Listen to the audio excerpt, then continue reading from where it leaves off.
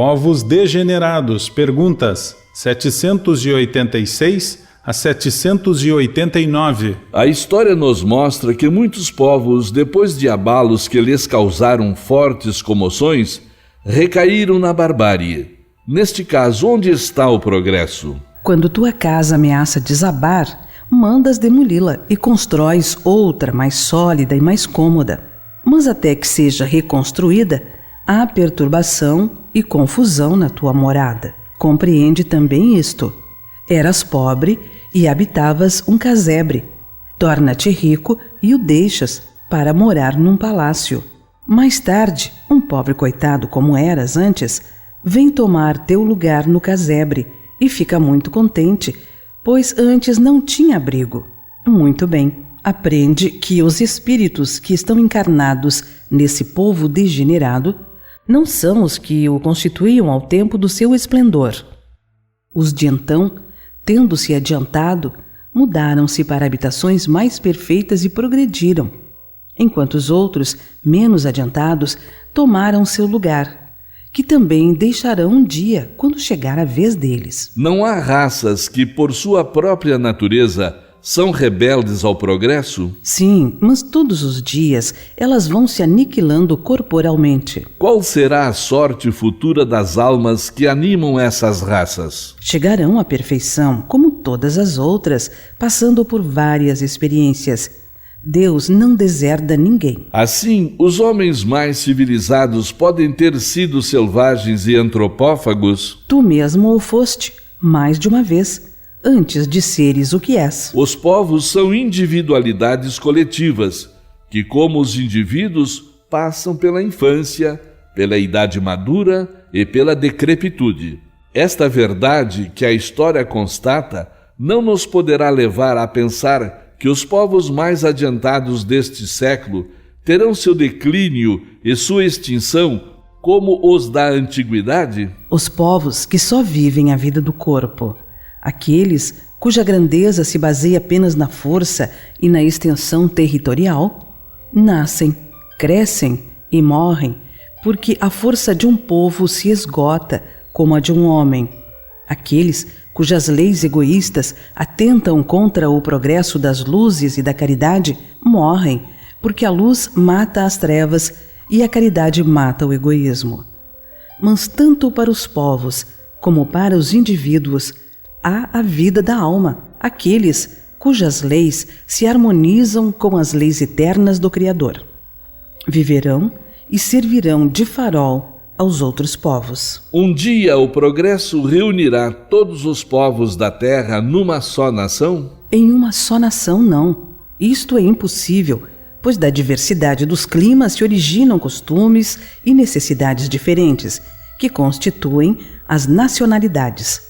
Razão porque sempre será preciso que haja leis apropriadas a esses costumes e necessidades.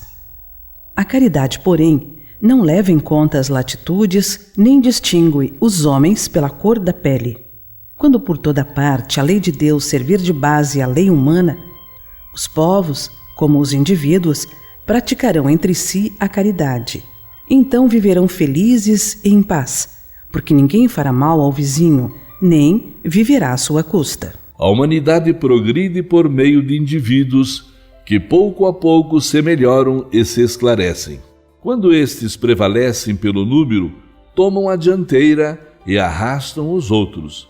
De tempos em tempos, surgem entre eles homens de gênio que lhe dão um impulso, e depois, homens investidos de autoridade, instrumentos de Deus, que em alguns anos fazem a humanidade avançar de muitos séculos. O progresso dos povos também realça a justiça da reencarnação. Os homens de bem fazem louváveis esforços em prol do adiantamento moral e intelectual de uma nação. Transformada, a nação será mais feliz neste mundo e no outro.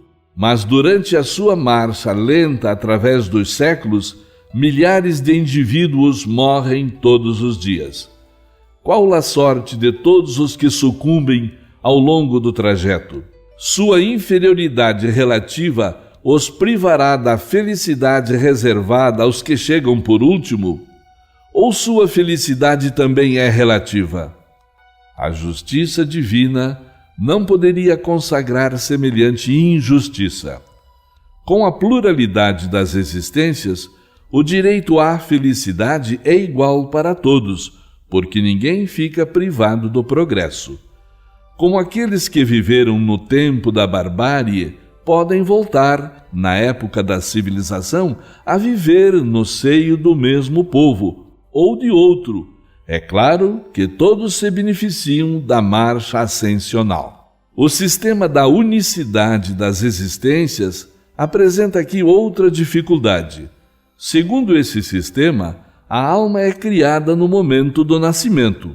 Portanto, se um homem é mais adiantado do que o outro, é que Deus criou para ele uma alma mais adiantada. Por que esse favor?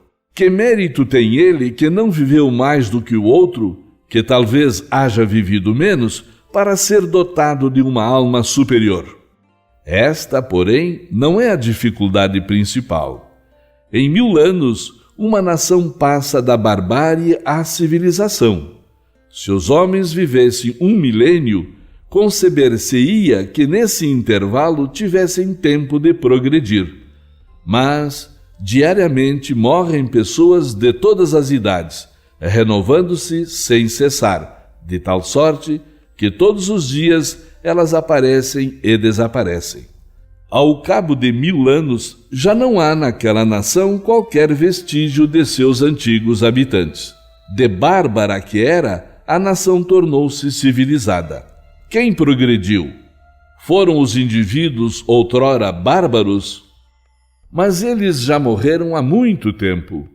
Teriam sido os recém-chegados? Mas, se suas almas foram criadas no momento em que eles nasceram, essas almas não existiam na época da barbárie, e então será preciso admitir-se que os esforços despendidos para civilizar um povo têm o poder, não de melhorar almas imperfeitas, porém, de fazer com que Deus crie almas mais perfeitas.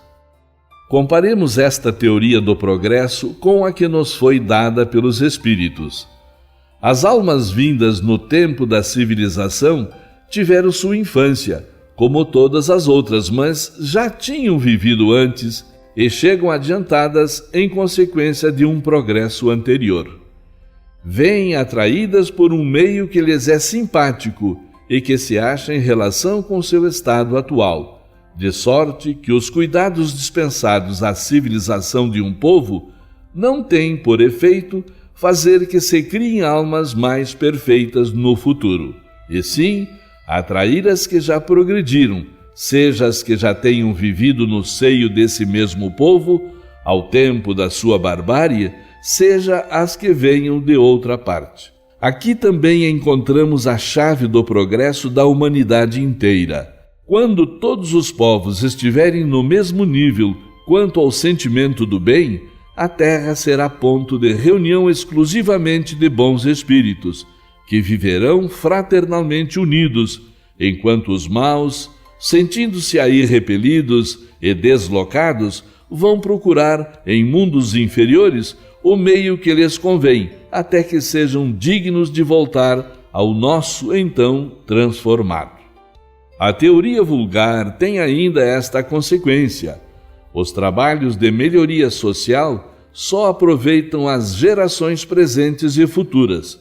Seu resultado é nulo para as gerações passadas, que cometeram o erro de vir cedo demais e que ficam sendo o que podem ser, sobrecarregadas com o peso de seus atos de barbárie. Segundo a doutrina dos espíritos, os progressos ulteriores aproveitam igualmente a essas gerações que voltam a viver em melhores condições e podem, assim, aperfeiçoar-se no seio da civilização.